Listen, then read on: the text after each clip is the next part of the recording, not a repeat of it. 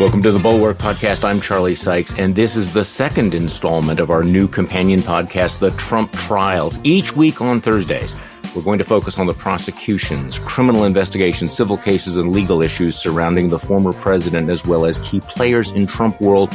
We're partnering with Lawfare, and once again, we are joined by Ben Wittes, editor-in-chief of Lawfare, who is back from London. Good to talk with you again, Ben.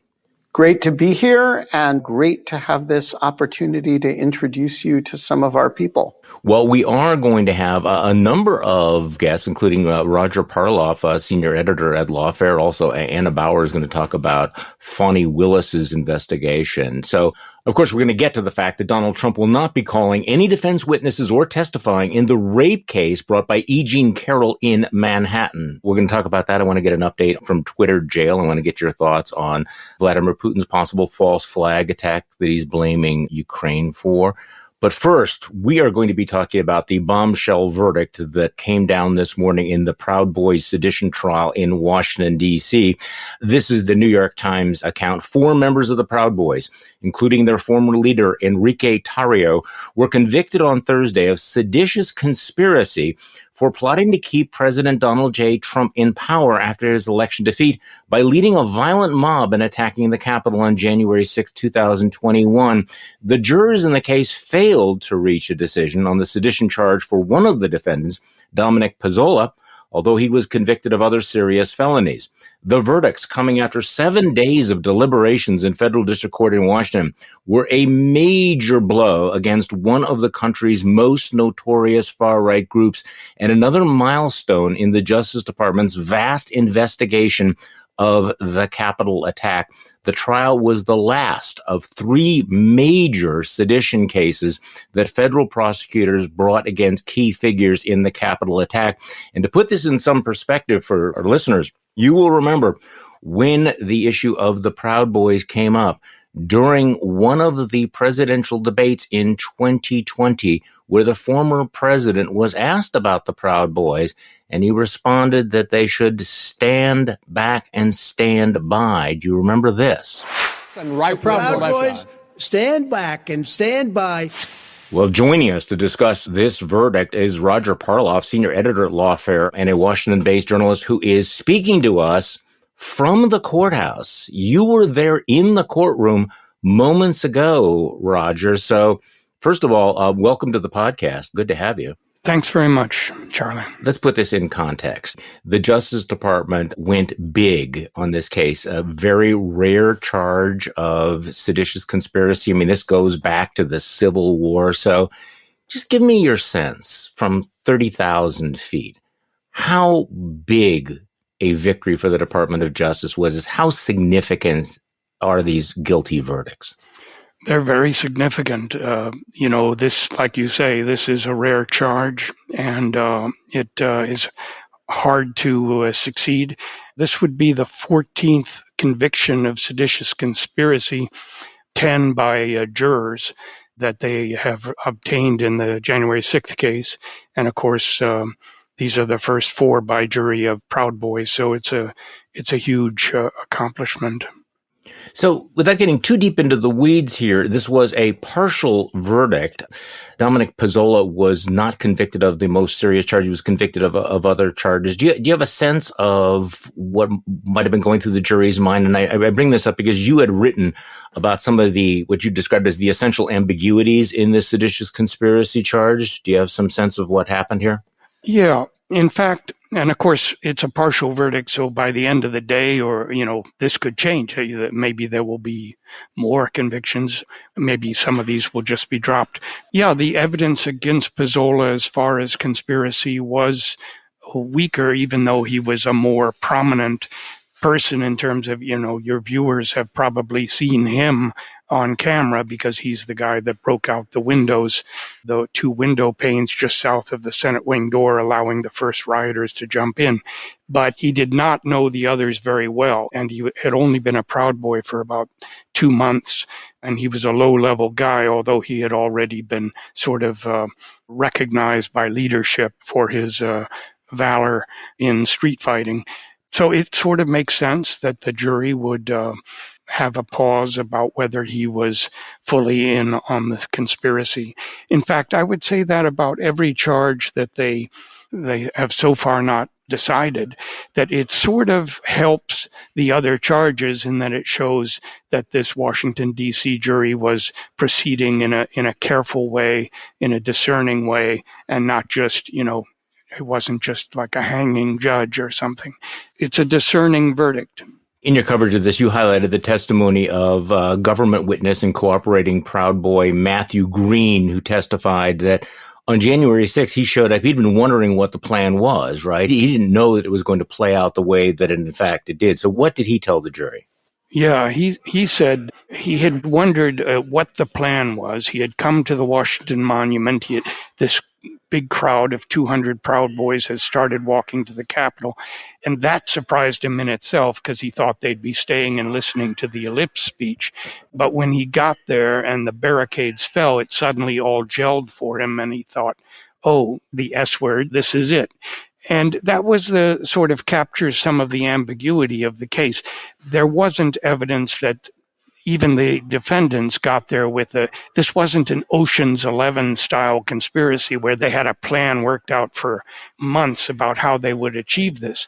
So there was an element of spontaneity, but the instruction was that even if the meeting of the minds, the agreement, which is the essence of a conspiracy, the agreement to do an unlawful act, even if that occurred on January 6th for the first time, and even if it occurred after the first barricades toppled, that was sufficient. And that's really, assuming that's a correct statement of law, I think the evidence was there to convict, and they did. As you wrote, Green also testified that he followed, Dominic Pezzola through the barrier that day, and Pezzola was already kind of known for his street fighting skills, and Green wanted to be near the action and near Pezzola. And, if there was going to be a civil war, Green testified, this could be the opening. So, he understood exactly some of this. What exactly did the Proud Boys then do on January 6th? They were really the tip of the spear. And although you couldn't say that it was not clear that they caused the toppling of that first barricade, which was really accomplished by a non-Proud Boy named Ryan Samsel and a couple others. They were 20 yards away even there at what the government called Breach 1. And when they arrived with 200 people, it changed the complexion of, there was a small crowd when they got there. And when they arrived, that changed the complexion of things, and they were using a megaphone, and they weren't just saying their usual chant of F Antifa. They were saying, whose house, our house, whose capital, our capital, 20 yards from the barrier. And once it broke, they were at the tip of the spear of 3 additional breaches, which the government considers the first 3 crucial breaches, and the last being the breaking of the windows by Pezzola, where the rioters start penetrating the building itself. Mm-hmm. The other 2 were a black metal fence across the West Plaza that 2 of the defendants were charged with personally pulling up anchors in the cement. And breach 3 was a police line under the scaffolding right at a crucial staircase that led up to the level from which you could break windows and enter through the doors. So we're going to get an explicit rating for this, but, the language is, I think, quite telling. You wrote about, Pezzola, when he cleared one of the barricade breaches, he was taunting the police officers. And I keep coming back to, the party of law and order and the way they treated these cops. And he taunted the officers with, you better be fucking scared. We ain't fucking stopping. Fuck you. And then Pezzola also allegedly obtained a riot shield from one of the officers, and he used it to smash out windows near the Senate wing doors. Another one of the defendants, Zach Rell, made an iPhone video of one of the breaches, including shouts of "fuck them, storm the Capitol." The jury was able to see this video and hear this audio? Oh, absolutely. Yeah, no, there was a ton of video for them to wade through, and it was pretty rough stuff. You also wrote that the chairman of the Proud Boys, Enrique Tarrio, that he actually had celebrated the new year with these dark musings on Parler. Let's bring in this new year with one word in mind, revolt. He wasn't actually at the Capitol on January 6th, but he was in a hotel room in Baltimore, allegedly helping to drive the attack on the Capitol. So this is where the conspiracy charge comes in, doesn't it? The fact that you don't actually have to be the guy breaking down the doors to be convicted of this if you're pulling the strings. Exactly. The allegation was that he had helped with the planning, or he had really led the planning, and he had created a special chapter on December 20th. That's the day after Trump issued his tweet calling people to Washington, the Will Be Wild tweet. He created a special chapter of Proud Boys devoted to January 6th. And then, of course, during January 6th, he was also on Parler, sort of encouraging things, as even once the riot was in full swing, he issued Parler posts like, don't fucking leave, 1776, do what needs to be done. And there was one also along the lines of Washington, D.C. doesn't exist anymore. It's now the city of the people of the United States. Come and get it.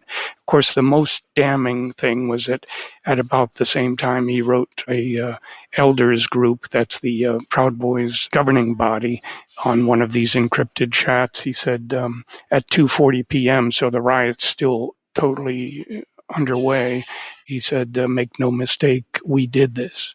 So that's a pretty damning piece of evidence. As you wrote, you believe the government did do a good job in proving its case that the defendants were not just rioting, they were there to oppose the lawful transfer of power by force, which is really the key to this, isn't it? That we're not just talking about guys out for a walk who broke windows and did these things. This was at the heart of the case. Am I right about this, Roger? That it was the fact that this use of force was to oppose the lawful transfer of power. Exactly. That's what makes this so hard to prove, and it has to be a conspiracy. A lot of the felonies in January 6th are to obstruct the proceeding. Here, there has to be a conspiracy to either oppose by force the authority of the United States, or to, by force, prevent, hinder, and delay execution of any law of the United States, and the laws alleged were the ones that govern the transfer of presidential power. So, yeah. And as you wrote, one of the cooperating witnesses, a Proud Boy named Jeremy Bertino, testified that he understood their objective was to stop Joe Biden from being certified as president by any means necessary. I mean, he just laid it out here. So let me ask you to speculate about something. And feel free to say you don't want to speculate about it. Okay? But if you're Jack Smith, and you're watching this, and you're looking at this, and you're seeing the way the conspiracy charges played out in court, does this influence you? If the government would have lost its case, it clearly would have been a big blow to the Department of Justice. It would have been a red light, right, for Jack Smith. What is this? What message does this send to Smith? That is a tough one for me to parse out. Yeah. On the one hand, the Proud Boys were doing Trump's bidding. That's true that it's the day after that tweet that they organized this committee. On the other hand, sort of the big defense argument for at least two of the defendants was the Proud Boys didn't do this, Trump did. This was their defense. Well, for a couple of them, yeah. They were saying you didn't need a conspiracy. This was a spontaneous riot. This was the guts of the defense. And they were like the other 1,000, 2,000 people who flooded the restricted zone and entered the Capitol. They were acting in response to him, not a separate conspiracy. The people who've just been convicted of seditious conspiracy are basically saying, wait, we were just doing what Donald Trump asked us to do. He incited this. He instigated this. We were doing this at his bidding. That's their defense. At least two of them, yes. That's fascinating. Yeah. So the same morning of this verdict coming down, the Washington Post has a big piece behind Trump's musical tribute to some of the most violent January 6 rioters. Most nights at 9 p.m., defendants in the January 6, 2021 attacks on the U.S. Capitol flicker the lights in their D.C. jail cells to signal to supporters outside that it's time to sing the Star-Spangled Banner together. The recital has become a sacred ritual for a subset of Donald Trump's movement devoted to heroizing the accused rioters. The former president is now embracing their cause, lending his voice to the recording of the J6 prison choir and playing it to start the first rally of his 2024 presidential campaign.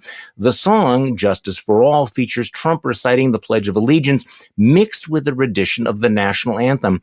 Our people love those people, Trump went on to say at the rally, speaking of those who were jailed. What's happening in that prison, it's a hellhole. There are people that shouldn't have been there. And today a federal jury came back and said, no, these guys are felons. They conspired. They engaged in a seditious conspiracy.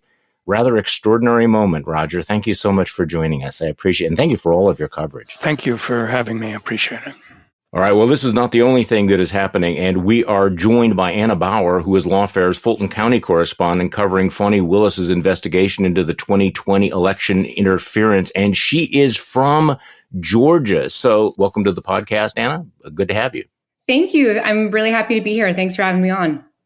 Well, the rest of us are sitting wondering what is going on, what is taking so long. And Ben and I talked about this on last week's podcast about the delay and the possible reasons for it. So you are there on site. And late last week, one of these alternate fake electors, right, Kathy Latham, filed a motion seeking to join Trump's effort to quash the Fulton County special grand jury report and to block evidence gathered during the grand jury investigation.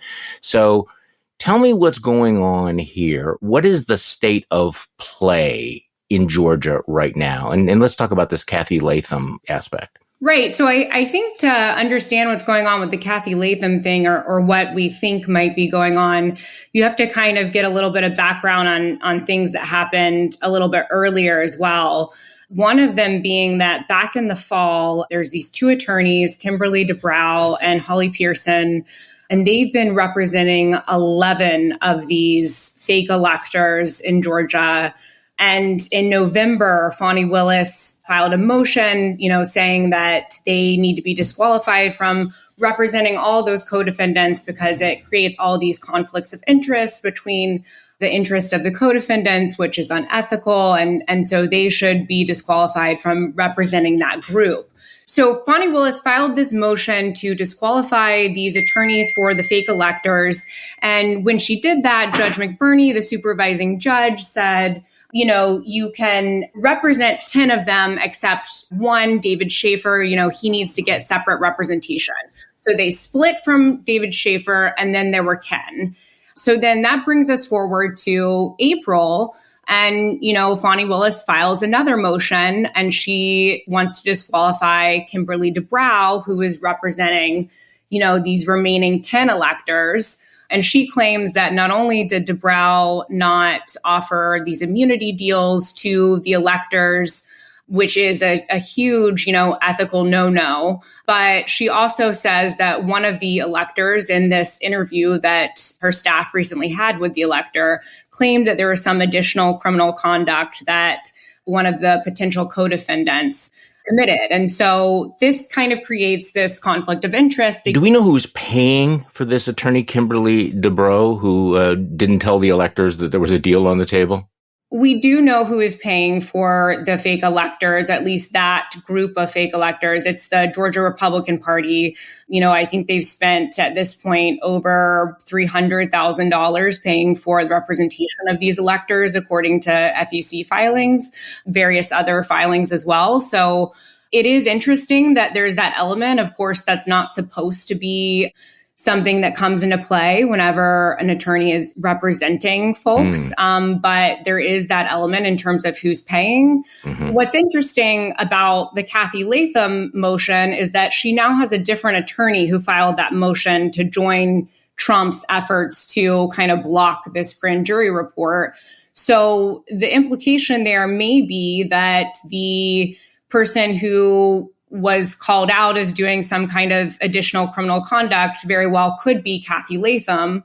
And I think that's interesting because, as you all may be aware, Kathy Latham is, in addition to being a fake elector, she's one of the individuals who was involved in the unauthorized copying of voting machine data in Coffee County on January 7th, 2021. So We do know that Fani Willis was interested in that element of the plans to copy or seize voting machines.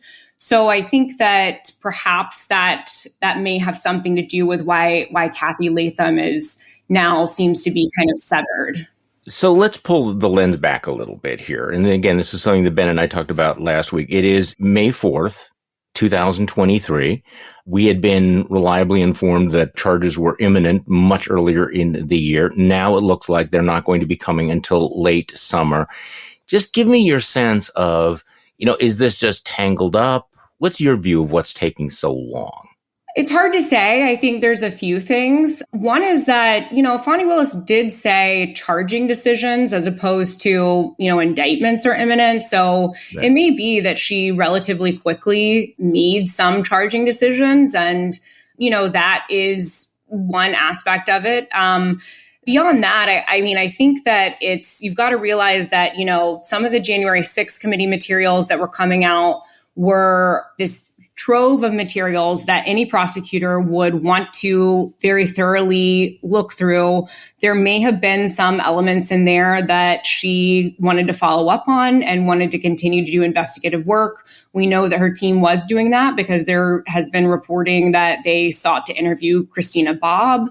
Also, I think that it's important to realize that this is a state prosecutor's office. So, it's a team of less than a dozen people. They don't necessarily have the experience and the manpower that an office like DOJ does. And so things might just take a little bit longer whenever they hit an obstacle. And it also seems that they were trying to flip people, and that may have taken a little bit longer than they expected.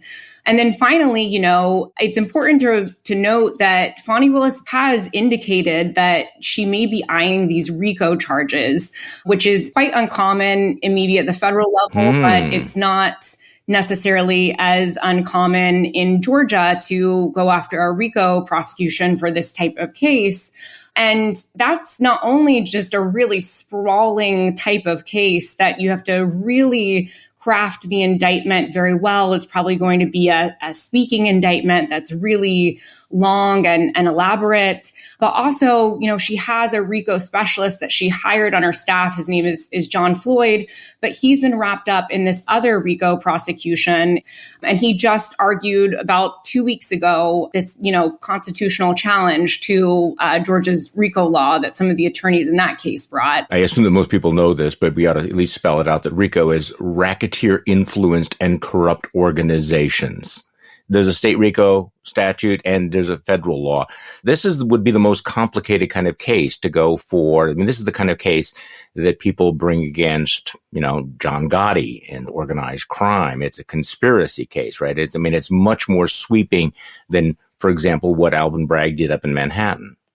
Right. It's super sweeping. It's meant to go after organized crime. That was the original intent. But in Georgia, it's really broad and it's been used to, go after court clerks who, fudge their, transcripts or hours. It's been used to go after teachers who kind of, come up with a scheme for cheating for their students in public schools.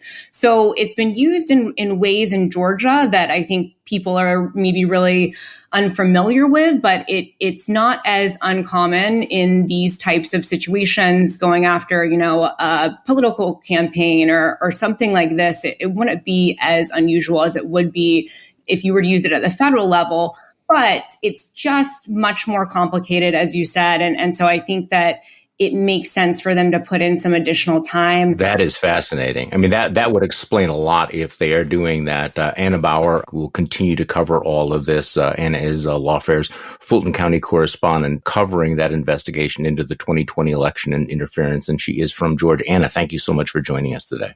Thank you. All right. So back to you, Ben. We've done the Proud Boys.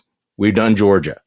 Let's talk about E. Jean Carroll case. We don't. I've said this many times. I'm not a lawyer. I don't play one on radio, on television, or on podcast. I make no projections or judgments on it. But give me your sense of where we're at. There was a kind of a false flare that went up earlier this morning that Donald Trump was going to fly back from Scotland to confront his accusers. That's not apparently going to happen.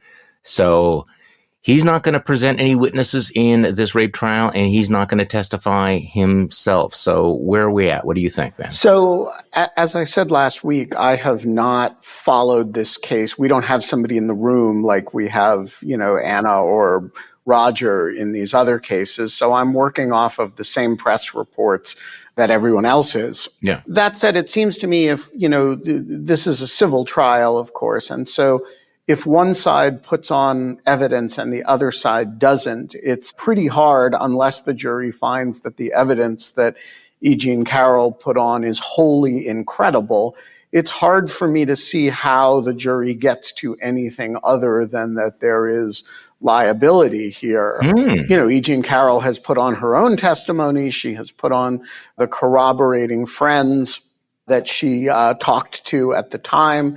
She has put on Donald Trump's own grab them by the pussy statements and other known conduct in this area. And so, look, you can never predict jury behavior, but it's very hard for me to see how 51% of the evidence does not favor the plaintiff's side here. And so I do expect that a sane jury, anyway, will find him liable. There are a couple interesting questions here, though. The first is why he chose not to put on a defense at all other than cross-examining her witnesses, including her, and arguments. And I think there's two possible answers to that. One is that they don't see a way to avoid a liability finding, so they just want to get it over with as quickly as possible, weave it into the witch hunt narrative and move on and just get it out of court as quickly as possible.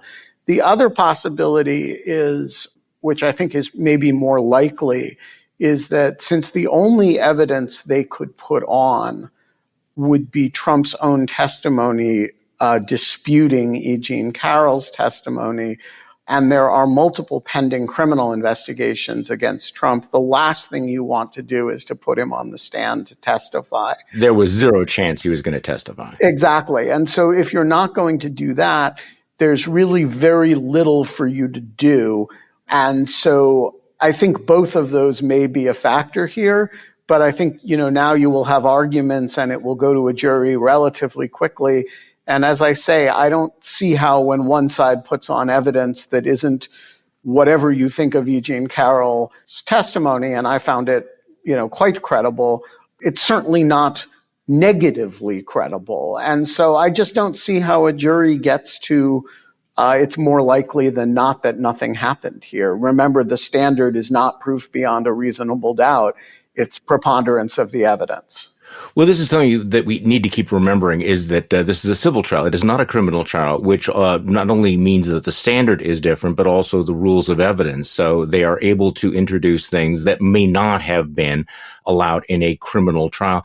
So this verdict will turn almost solely on whether or not the jurors found her credible, right? I mean, she is the centerpiece. Her testimony was graphic. It was emotionally distressing. The attorney for Donald Trump, Tacopina, pressed her on, certain inconsistencies, statements she has made, the fact that she can't identify when this happened, what year it happened. Did he make any progress on that? I mean, I've heard some commentators say that he did demonstrate that there are some fuzziness in her testimony, and he was able to at least partially impeach some of her witnesses because their animus to Donald Trump was so well known and well publicized. Do you think that he scored any points there? Sure. I think he did. Look, Mr. Tacopina has a very difficult job there, which is defending somebody who says he sexually assaults women against a credible allegation of sexual assault by a particular woman of precisely the variety that he has announced that he does. I don't think it was reasonable to expect him to, walk in there and, have a Perry Mason moment in which he reduced her to saying, no, I made the whole thing up. That said, if you're trying to introduce substantial doubt in the mind of the jury and reminding the jury and bringing out that this is something that allegedly happened a long time ago and she doesn't know precisely when or even at the level of what year it was, let alone the date, that there have been details that have changed in her account of it and that, she didn't tell anybody other than the people that she told for a very long time may be about the best that you can do. And so I think, making sure the jury knows that, and I'm sure he will make a big show of that in closing arguments, is the work that's available to do if you're not going to put on any evidence. And while this isn't exactly the most elite legal team ever assembled, I think he did it reasonably well. Stepping back from the case a bit, I wrote about this. I wanted to bounce this off of you. This case reminds us that there are 26 women out there who have made accusations of sex abuse and or rape against Donald Trump. And I'm just trying to imagine anyone else in American society, in business, entertainment, sports, any segment of American life, who would be able to survive this. And yet Donald Trump was elected president and might be elected president again. And it's one of those moments where it is as if we've carved out an expectation for the presidency that is below the expectation for just about everything else. I guess, my point is, look, there's no publicly traded company in America that would even consider naming him to an executive position. There's no publicly traded company who will put him on the board. None of his billionaire friends would actually trust him with money. Right? I'm not sure that a senator, governor, or legislator could survive this. He wouldn't be allowed to own a team in the NBA, or the NFL. I'm not sure he'd get a management job at Burger King, right? And the founding fathers, people like, Alexander Hamilton, he wrote in the Federalist, said that he was pretty sure. He said it will not be too strong to say that there will be a constant probability of seeing the presidency filled by characters preeminent for ability and virtue. And I wonder what he would think about the fact that right now we basically say, yeah, I wouldn't trust this guy to babysit my kids or walk my dog. I wouldn't buy a used car from him, but yeah, I might actually give him back the nuclear code. It's just this strange world where everything's upside down. Yeah, and I think this case is a very poignant example of that, right? Like, there is, I'm sure, lots of people in the country who choose not to believe E. Jean Carroll. But nobody, if you put them under sodium pentothal, would actually say, hey, the guy who recorded the Access Hollywood video, when a woman comes forward and makes allegations that are exactly consistent with his self-description in that, do you believe her, is really under sodium pentothal going to say, no, I think she's making it up. And so I think there's some split and you're a better student of this psychology than I am.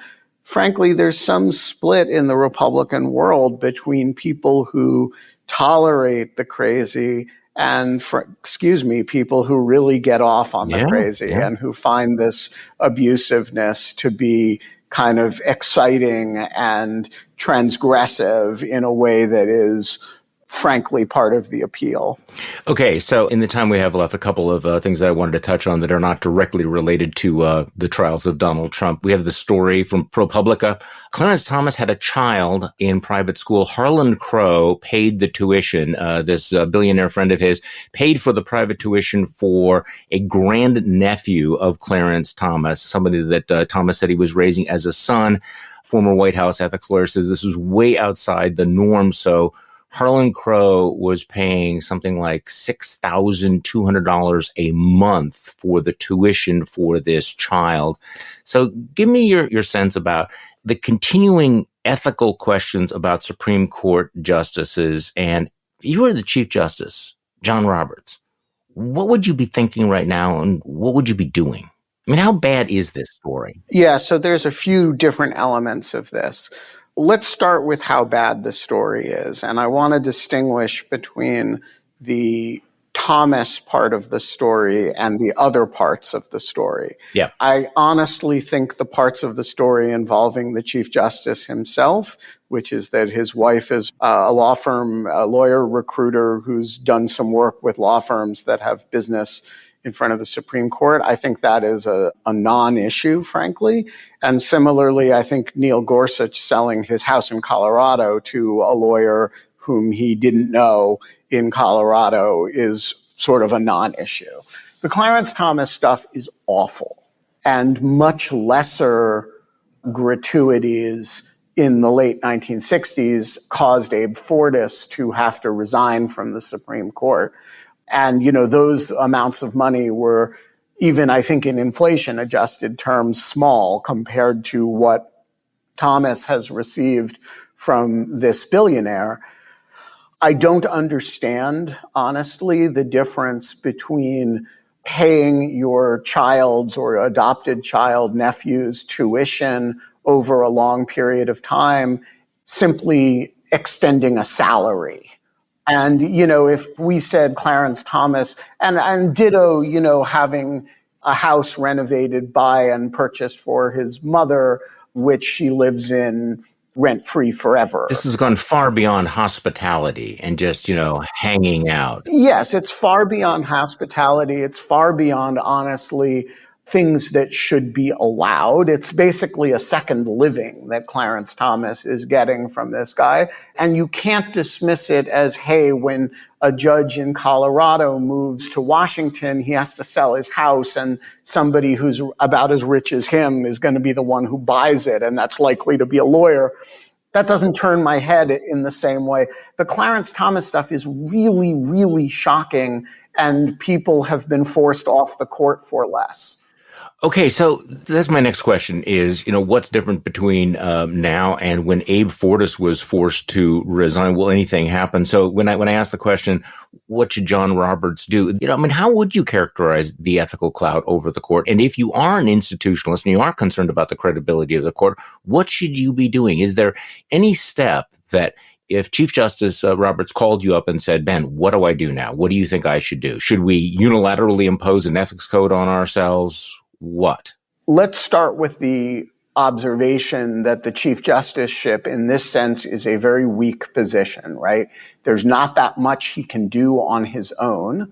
He cannot force Clarence Thomas to resign, although he could go to him and say, you are bringing disgrace upon the court. I think you should resign, but that's not likely to be very moving to Thomas, who has all but said publicly that he doesn't respect the chief. He could energetically embrace the idea of a judicial code of ethics. However, doing that without the buy-in from his colleagues, query whether it would be more than a hortatory statement. I think the thing that he could do that would at least be significant would be to acknowledge that there's a real problem here. And, to acknowledge that justices have done things that we would think are inappropriate from any other public officials, and that justices shouldn't be doing these things. And he should be willing to criticize his colleagues, and he shouldn't be honestly dodging the appearance at the Senate. I see no reason why he shouldn't go address this issue forthrightly in front of the Senate. So if he called me, and he won't, to ask for one piece of advice, the one piece of advice I would give him would be go face the issue directly and acknowledge that what some of your colleagues have done here is inappropriate and brings discredit upon the court, erodes trust in the court, and that you would support change and you are pushing for change to make it harder to behave in ways that do that. And I think that would help a little bit. But at the end of the day, if Clarence Thomas is not ashamed of this and the Congress is not prepared to impeach him, there isn't that much that can be done. Well, that's what I suspected. And there's so many awful aspects of this, but one that just jumps out at me is, the failure to disclose. If there's nothing wrong here, this should have all been disclosed. And certainly after the first reports about all of the trips and, then the report about, his mother's house, you would think that somebody in the Supreme Court or in Clarence Thomas world would have said, okay, you know what? We need to get all this stuff out right now. We can't have this drip, drip, drip. And yet they managed to not disclose all of this. And I'm noticing just the emotional level of the response, the people who are just really pushing back. You probably saw Mike Lee essentially saying that this was some sort of a racist attack, that only, bigots are raising this. And I tweeted out that I admitted that I did not have Mike Lee playing the race card on my 2023 bingo card. But come on. The race card thing is completely offensive. But on the merits, if Ruth Bader Ginsburg had been on the take from George Soros to the tune of $6,000 a month This is not for hard, is it? a child or grandchild's tuition, plus vacations, plus, This is great. Mike right. Lee would be out there with, standing with a bayoneted weapon in front of the Supreme Court demanding her head on a pike. This is a great point. I mean, honestly, Ruth Bader Ginsburg had all of these arrangements with George Soros. Go. Tell me how they would cover it at the Washington Examiner, at the Free Beacon, at the National Review. All of these folks, what would they be saying about it? What would we be hearing from Mike Lee if George Soros was paying Ruth Bader Ginsburg, was renting a house for her, was flying her around the world, or paid the tuition for her nephew? I mean, come on. One last question I had for you on a subject that I know is near and dear to your heart, the war in Ukraine, and of course, the great mystery, who did it? Who is behind the apparent drone attack on the Kremlin? There's a lot of speculation that this might have been a false flag. The Kremlin, Vladimir Putin, using this as a pretext to really rattle some sabers. What is your take? What do you think happened, and what should we be concerned about going forward? Okay, so I addressed this issue briefly last night on my Substack, Dogshirt Daily. I think there's 3 points to make. The first is that we don't know who is behind this, and there is a good case to make that it was the Ukrainians. They are definitely interested in using drones and bringing the war home to Russia. The Russians have also responded to this in a way that is very different from prior Ukrainian attacks inside Russia. They've tried to make a propaganda thing out of it, and that always raises the false flag question. Oh, and the Ukrainians have flatly denied it. Normally, when they do something that's, an aggressive attack inside Russia, they never confirm it because they don't want to antagonize the United States or the Western European countries. But they make kind of wink jokes like, it's a shame things keep seeming to blow up in Russia, or people should be careful where they smoke cigarettes. They're not doing that here. They're actively denying it, and that's at the presidential level. So, I think you should keep in mind both the possibility that it's a Ukrainian operation, and secondly, the possibility that it is a false flag Russian operation. The second point is, if it is a Ukrainian operation, it is a completely legitimate and lawful one. The Kremlin is the official residence of the president of the Russian Federation. The president of the Russian Federation is the commander-in-chief of the Russian armed forces. So this is a lawful target. And if it was an effort to kill Vladimir Putin, that is not unlawful. And the third point is U.S. officials are very squeamish, and I understand why, about attacks inside Russia. And they don't want U.S. weapons used for that purpose, and they're afraid of the escalatory potential of it. I'm a lot less squeamish about it. I think bringing the war home to Moscow is a very good idea for the Ukrainians, and, making sure the Ukrainians know, we know you can hit us in Kyiv, but, we can also hit you in Moscow, including at the fortress that is the seat of the Russian government. I think sending that message every now and then, if only in symbolic ways, has a very Doolittle Raiders kind of vibe to it. It was important to us early in World War II to hit the Japanese mainland, and we expended, resources and lives to get it done, even for totally symbolic purposes. And that is similar to what this operation is, if it is in fact a Ukrainian operation, which I don't know. We didn't deny the Doolittle bombing of Tokyo. Correct. If I had to force you to choose, would you say that it was the Ukrainians, or do you think it's false flag? I guess I would guess false flag, but only by a hair. I can really make a case either way. Yeah, in my newsletter, I excerpted from Tom Nichols, who thinks that the most likely scenario is that it is a Russian government put-up job from start to finish. And he points out that, the attack on the Kremlin gives Putin the rationalization he's been seeking for some kind of a dramatic and murderous action that might not make any military sense, but that would destabilize Ukraine and unsettle the world on the eve of this counteroffensive. And of course, they've been doing this. There's the faking a drone attack would fit in, he writes, into the longstanding Russian affinity for false flag operations. Even though conspiracy theorists in the United States often, come up with these unfounded claims of false flag, the reality is Moscow has been particularly fond of them all the way back to the Soviet period. So this might be the same play. We just don't know at this point.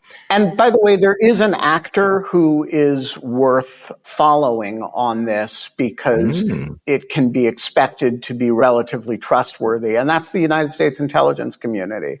And over the next few days, watch the press for reports of, they won't release it publicly, but, yesterday, Anthony Blinken, undoubtedly informed by intelligence estimates, said, we really don't know, take the Russian claims with a big grain of salt. Over time, you will hear U.S. officials reflecting the intelligence briefings that they're getting, shading this in one direction or another. We think this was likely a false flag operation, or they will shut up about it entirely, which means it was the Ukrainians. U.S. intelligence has every incentive to get this right. So my inclination is let's wait until we hear from them. Ben Wittes is editor-in-chief at Lawfare, senior fellow in governance studies at the Brookings Institution. He also writes the must-read Dog Shirt Daily on Substack. Roger Parloff is a senior editor at Lawfare and a Washington-based journalist, also a recovering attorney. And Anna Bauer is Lawfare's Fulton County correspondent covering Fani Willis's investigation into the 2020 election, and she is from Georgia. Thank you for joining us for the second edition of the Trump Trials. We'll be back tomorrow, and we will do this all over again. The Bulwark Podcast is produced by Katie Cooper and engineered and edited by Jason Brown.